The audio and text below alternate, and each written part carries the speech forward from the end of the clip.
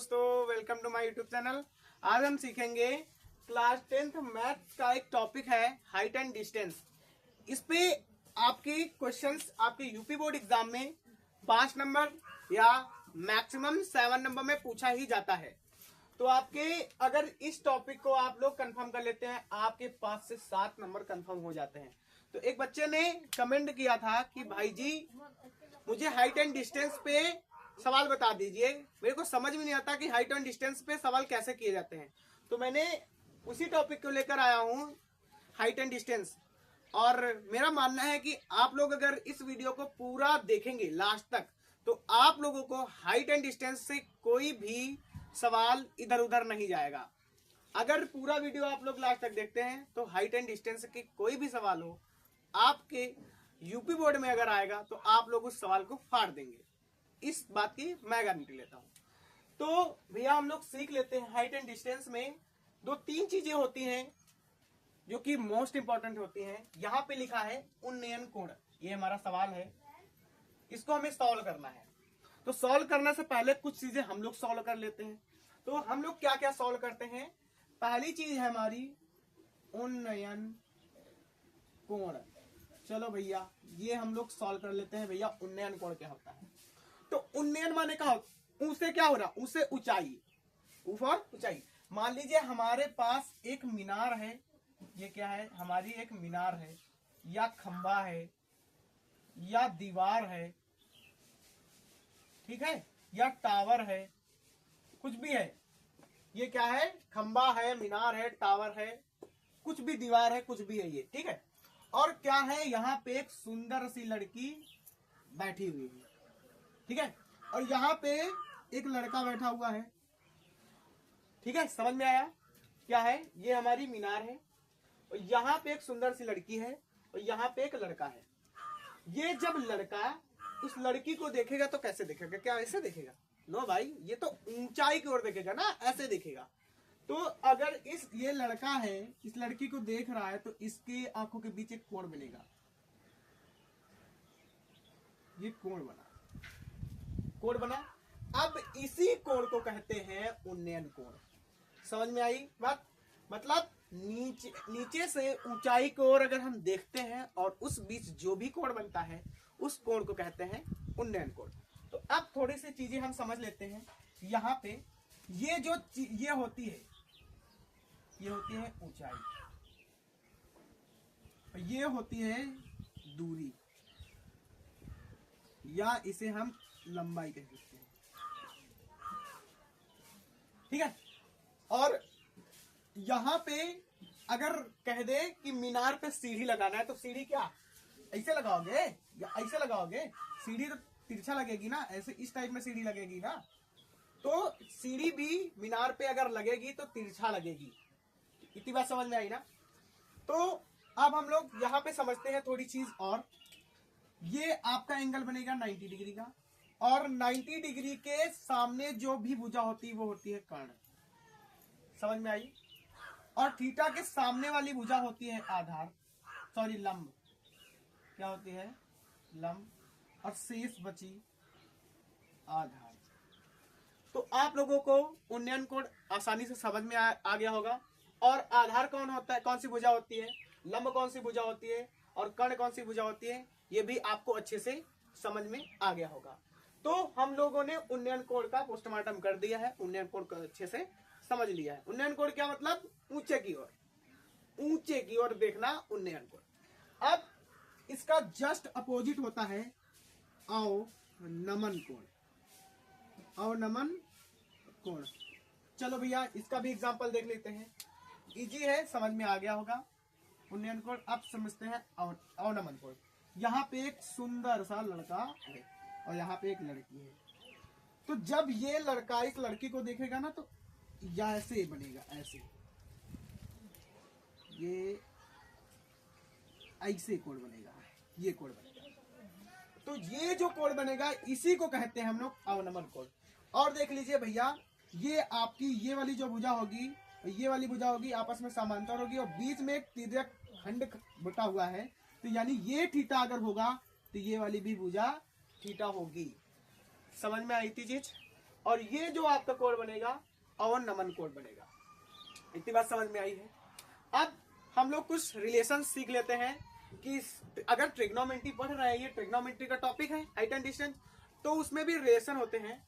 जैसे कि आपका एक सूत्र होता है लाल बटे कक्का, लाल बटे कक्का। यहाँ पे जो लाल है एल के, ये सॉरी एल और के, एल फॉर होता है, यहाँ पे लिख देता हूं एल फॉर लंब, ए फॉर आधार और के फॉर कर्ण। इतनी बात समझ में आई। तो यहाँ पे जो पहला होगा साइन थीटा बराबर होगा एल के, एल फॉर लंब, के फॉर कर्ण, यानी साइन थीटा में रिलेशन होता है लंब और कर्ण का। ठीक है। दूसरा है हमारा कॉस थीटा, कॉस थीटा में एक के होता है, यानी आधार बटे कर्ण, यानी अब कॉस थीटा में रिलेशन का होता है आधार बटे कर्ण का। तीसरा है हमारा टैन थीटा, टैन थीटा होता है लंब बटे आधार, टैन थीटा में होता है लंब बटे आधार का रिलेशन। ठीक है। अब ये अभी हमारा इसमें हमने कितनी चीजें सीखी है, साइन कॉस टैन की। अब साइन का उल्टा क्या होता है, कॉसेक, साइन का उल्टा कॉसेक, और कॉस का उल्टा सिक, और टैन का उल्टा कॉट। इनका जस्ट हम अगर उल्टा कर देंगे तो हमें और सारे सवाल और सारे फॉर्मूलाज मिल जाएंगे, जैसे sine cos tan, cot sec cosec, इतनी चीजें होती हैं। अगर हम साइन को उल्टा देखेंगे तो कॉसेक थीटा होते हैं, कॉसेक थीटा। साइन को उल्टा यानी कर्ण को ऊपर कर दो, लंब के नीचे कर दो, ये हो गया कॉसेक का। इसी टाइप से आप कॉट का और सेक का भी लिख सकते हैं। ठीक है। आप लोगों को ये आपको उन्नयन कोण समझ में आ गया, अवनमन कोण समझ में आया, और रिलेशन समझ में आ गया कि लंब कर्ण आधार में क्या रिलेशन होता है। अब हमारे पास एक सवाल है, हम लोग इस सवाल को इतनी ही आसानी तरीके से सीखेंगे कि आने वाले अगर कोई यूपी बोर्ड में कोई भी सवाल आएगा ट्रिग्नोमेट्री से, हाइट एंड डिस्टेंस टॉपिक से, आप लोग उस सवाल को फाड़ के रख देंगे। तो यहाँ पे आपका सवाल है, किसी समय किसी स्तंभ की छाया, स्तंभ यानी खंभा, स्तंभ कैसा होगा, खड़ा खड़ा, ऐसे होगा ना स्तंभ, कि खंभा भैया टेढ़ा मेढ़ा होता है, खंभा तो खड़ा ही होता है ना। स्तंभ की छाया, छाया कहाँ बनेगी, नीचे, छाया बनेगी हमारी नीचे, छाया बनेगी नीचे। अब इस और यहाँ मान लो यहाँ पर सूरज है, तो सूरज की जो सूरज से छाया बनेगी नीचे बनेगी, इसके बीच का एंगल ये बन गया हमारा थीटा। समझ में आया। ये हमारा ए, ये हमारा बी, और ये हमारा सी। इतनी बात समझ में आ गई। अब कह रहा है स्तंभ की छाया की लंबाई, मान लीजिए इसकी हमने जो ऊंचाई है वो हमने मान ली h, और इसकी लंबाई ये लंबाई है। कह रहा है लंबाई उसकी ऊंचाई की, ऊंचाई यानी h की √3 गुनी है, गुनी माने गुणा, √3 गुनी है। ज्ञात करने को कह रहा उन्नयन कोण ज्ञात कीजिए। भैया इसके सामने ये क्या है हमारा, थीटा के सामने कौन सी भुजा होती है, लंब, और ये होगा हमारा 90 डिग्री का, 90 डिग्री के सामने कर्ण, शेष बची आधार। अब आप लोग यहां से देख लीजिए, हमें यहाँ पे ऊंचाई यानी लंब पता हुआ है, आधार ये बता हुआ है, तो आप लोग यहाँ पे देख लीजिए कौन सा रिलेशन लगेगा कि आपको ऊंचाई यानी लंब और आधार दोनों चीजें मिल जाए। कौन सा रिलेशन देखेंगे तो आप लोगों को समझ में आ रहा होगा कि tan थीटा बराबर लंब और आधार। देखो लंब और आधार tan थीटा बराबर, तो हम लोग हल करते हैं इसको,